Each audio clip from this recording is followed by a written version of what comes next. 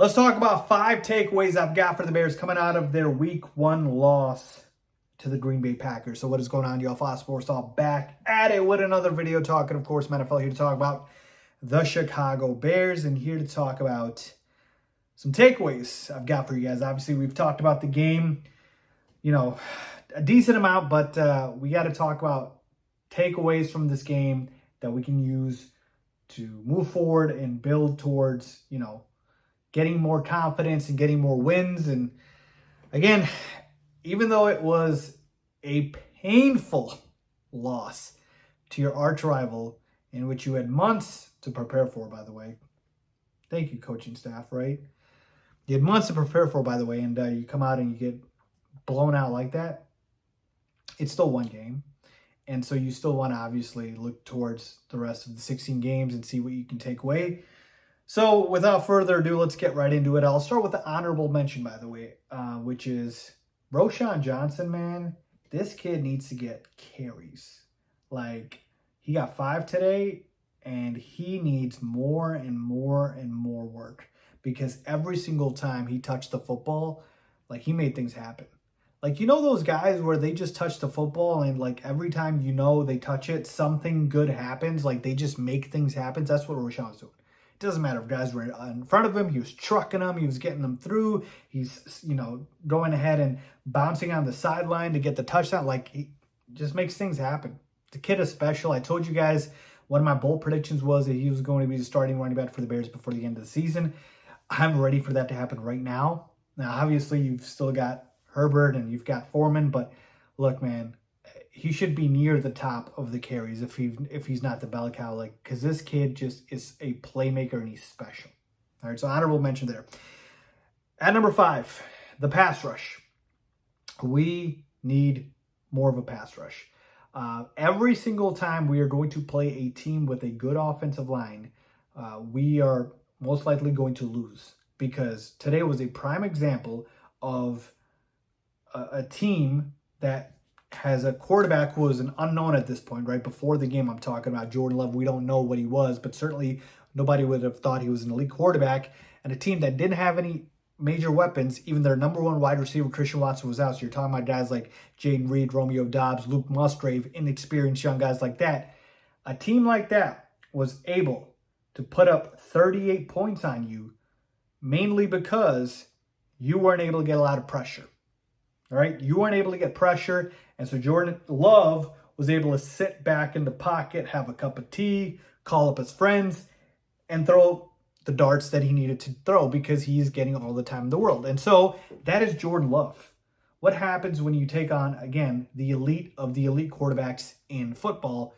They're just going to rip you apart. And so this has been something that we've known all offseason. It just got highlighted even more. I mean, Yannick Ngakoue had a sack today, like Jordan Love got sacked once. But that's just not enough. Like, we need more pressure. We need to be able to bring more. And whether that's just, signing free agents, whether that's, going ahead and coaching up the guys better than you are right now, whatever the case is, figure it out, coaches. You need to get more pressure. You need to get, whether that's scheme, coaching, more blitzing, it's just not good enough. All right, so that's number 5. And number 4, sticking with the defense here, third down. Third down defensively needs to be much, much better. If I was, Alan Williams and the defensive coaching staff, Matt Eberflus and these guys, I am readily studying the third down tape because that is where Jordan Love made all the money throws tonight, right? You were able to stop him on first and second down. Third down, he's able to find a receiver running wide open.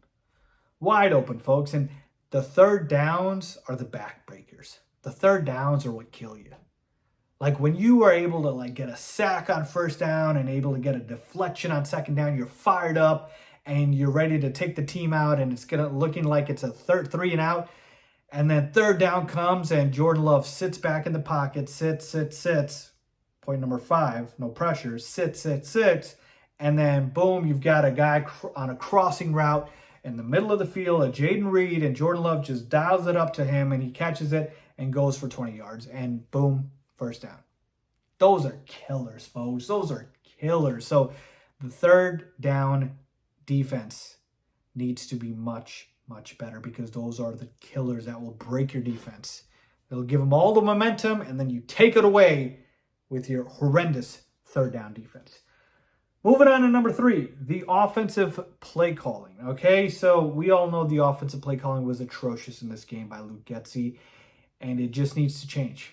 Look, in the preseason, we used screens and we got some good plays out of it, right? Remember, DJ Moore scored on that one. Khalil Herbert scored on that one. I don't hate screens. I really don't. I hate spamming screens, all right?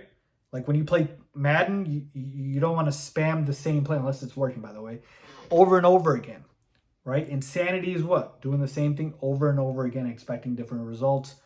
They kept screening, the Bears did, with their offense play calling, and we're getting results, and they still kept doing it. And I'm telling you right here, right now, I would rather have Justin Fields drop back and throw the ball down the field and get it picked off every single time, instead of him just throwing screen passes.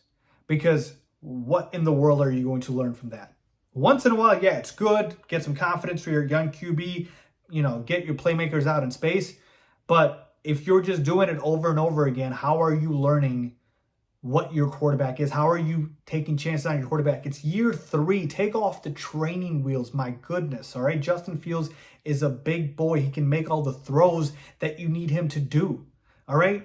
You just go ahead and you dial up the plays. Now, I'm not saying 7-step drops, because your offensive line is not good enough for that.